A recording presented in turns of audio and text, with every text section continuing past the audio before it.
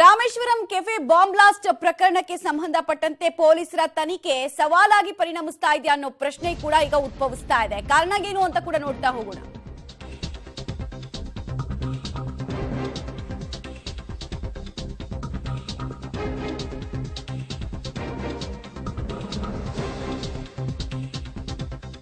ಇದುವರೆಗೂ ಕೂಡ ಶಂಕಿತನ ಚಹರೆ ಪತ್ತೆ ಆಗಿಲ್ಲ.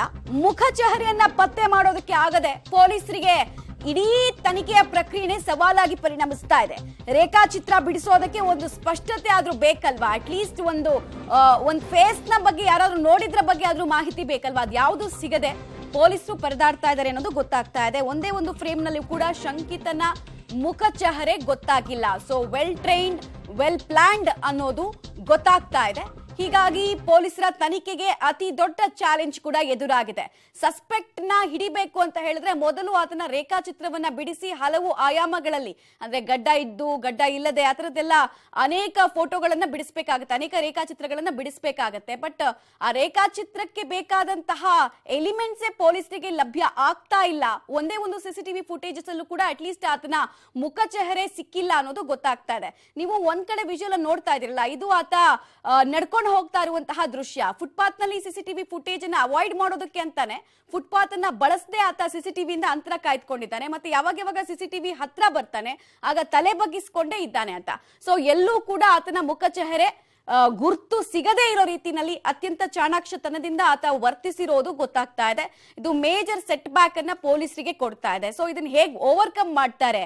ರೇಖಾಚಿತ್ರ ಇಲ್ಲದೆ ಶಂಕಿತನನ್ನ ಹಿಡಿಯೋದು ನಿಜಕ್ಕೂ ಕೂಡ ಸವಾಲಿನ ಕೆಲಸನೇ. ಸೊ ಇಷ್ಟು ದೊಡ್ಡ ಸವಾಲನ್ನ ಪೊಲೀಸರು ಹೇಗೆ ಭೇದಿಸ್ತಾರೆ ಅನ್ನೋದೇ ಈಗ ಪ್ರಶ್ನೆಯಾಗಿ ಉಳಿತಾ ಇದೆ. ಘಟನೆ ನಡೆದು ಆಲ್ಮೋಸ್ಟ್ 2 days ಆಗ್ತಾ ಇದೆ. ಬಟ್ ಇಲ್ಲಿ ತನಕ ಶಂಕಿತನ ಅರೆಸ್ಟ್ ಆಗಿಲ್ಲ. ಸರ್ಕಾರ ನೋಡಿದ್ರೆ ಘಟನೆ ನಡೆದ 2 ಗಂಟೆನಲ್ಲಿ ರಿಯಾಕ್ಷನ್ ಕೊಡ್ತು, ಇನ್ನೇನ್ ಕೆಲವೇ ಗಂಟೆಗಳಲ್ಲಿ ನಾವು ಹಿಡಿತೀವಿ ಅಂತ. ಬಟ್ ಇಲ್ಲಿ ತನಕ ಅದಾಗಿಲ್ಲ. ಕಾರಣ ಶಂಕಿತ ಉಗ್ರನ ಮುಖ ಚಹರೆನೇ ಪೊಲೀಸರಿಗೆ ಸ್ಪಷ್ಟತೆ ಇಲ್ಲ. ಡೀಟೇಲ್ಸ್ ಕೊಡ್ತಾರೆ ಮುರಳಿ, ನೇರ ಸಂಪರ್ಕದಲ್ಲಿ ಜಾಯ್ನ್ ಆಗ್ತಾರೆ. ಮುರಳಿ, ಇದನ್ನ ನೋಡ್ತಾ ಇದ್ರೆ ಆತ ಮುಂಚೆನೆ ಪ್ರೀ ಪ್ಲಾನ್ ಮಾಡಿದ್ದ, ಎಲ್ಲೆಲ್ಲಿ ಸಿಸಿಟಿವಿ ಪಾಯಿಂಟ್ಸ್ ಇದೆಯೋ ಅಲ್ಲೆಲ್ಲ ಆತ ತನ್ನ ಐಡೆಂಟಿಟಿ ಸಿಗದೇ ಇರೋ ರೀತಿ ನೋಡ್ಕೊಂಡಿದ್ದ ಅನ್ನೋದು ಗೊತ್ತಾಗ್ತಾ ಇದೆ. ಸೊ ಇದನ್ನ ಹೇಗ್ ಭೇದಿಸ್ತಾರೆ? ಪೊಲೀಸರ ಹತ್ರ ಇರುವಂತಹ ಆಪ್ಷನ್ಸ್ ಏನು ಹಾಗಾದ್ರೆ ಅನ್ನೋದು ಪ್ರಶ್ನೆ.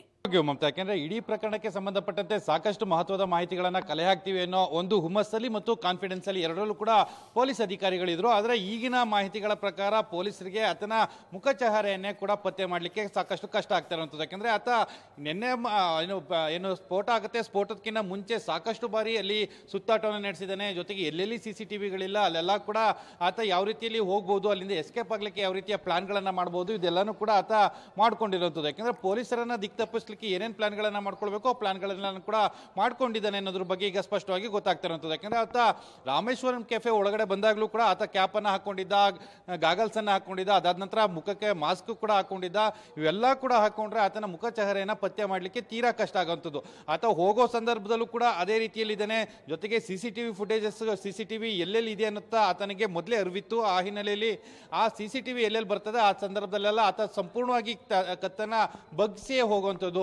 ಅಂದ್ರೆ ಮೈ ಮೇಲಿರುವಂತಹ ಬಟ್ಟೆಯನ್ನು ಕೂಡ ಸಾಕಷ್ಟು ದೂರಕ್ಕೆ ಹೋದ ಬಳಿಕ ಬಟ್ಟೆನ ಕೂಡ ಬದಲನ್ನ ಮಾಡಿದ್ದಾನೆ, ಬಟ್ಟೆನ ಬದಲು ಮಾಡಿ ಹೋಗಿದ್ದಾನೆ ಅನ್ನೋದ್ರ ಬಗ್ಗೆ ಕೂಡ ಸದ್ಯಕ್ಕೆ ಮಾಹಿತಿಗಳು ಸಿಗ್ತಾ ಇರುವಂಥದ್ದು. ಇವೆಲ್ಲ ಮಾಹಿತಿಗಳು ಕೂಡ ಇದಾವೆ. ಆದ್ರೆ ಪೊಲೀಸರಿಗೆ ಆತನ ಮುಖವನ್ನು ಕೂಡ ಕಂಡುಹಿಡಿಯಲಿಕ್ಕೆ ಆಗ್ತಾ ಇಲ್ಲ. ರೇಖಾಚಿತ್ರವನ್ನ ಕೂಡ ಬಿಡಿಸೋದಕ್ಕೂ ಕೂಡ ಆತನ ಏನೋ ಒಂದು ಚಹರೆ, ಒಂದು ಸಣ್ಣ ಚಹರೆ, ಒಂದು ಸಣ್ಣ ಫ್ರೇಮಲ್ಲೂ ಕೂಡ ಆತ ಸಿಕ್ಕಿಲ್ಲ ಅನ್ನೋದು ಪೊಲೀಸರಿಗೆ ತನಿಖೆಗೆ ಒಂದು ದೊಡ್ಡ ಹಿನ್ನಡೆ ಆಗಿರುವಂಥದ್ದು. ಸದ್ಯಕ್ಕೆ ಪೊಲೀಸರು ಏನೇನು ಮಾಡ್ಬೋದು, ಏನೇನು ಟೆಕ್ನಿಕಲ್ ಸಾಧ್ಯತೆಗಳಿರ್ತವೆ, ಟೆಕ್ನಿಕಲ್ ಎವಿಡೆನ್ಸ್ಗಳಿರ್ತವೆ, ಅದನ್ನು ಕ್ರೋಢೀಕರಿಸ್ಕೊಳ್ಳುವಂಥದ್ದು, ಆತನ ರೇಖಾಚಿತ್ರವನ್ನು ಮಾಡುವಂಥದ್ದು, ಅಥವಾ ಆತ ಏನು ಮೊಬೈಲನ್ನು ಪದೇ ಬಳಸೋ ರೀತಿಯಲ್ಲಿ ಡಮ್ಮಿ ಮೊಬೈಲನ್ನು ಬಳಸಿ ನಾಟಕವನ್ನು ಆಡಿರುವಂಥದ್ದು, ಇದೆಲ್ಲ ಕೂಡ ಒಂದು ರೀತಿಯಲ್ಲಿ ಪೊಲೀಸರ ತನಿಖೆಗೆ ಹಿನ್ನಡೆ ಪದೇ ಆಗ್ತಾ ಇರುವಂಥದ್ದು.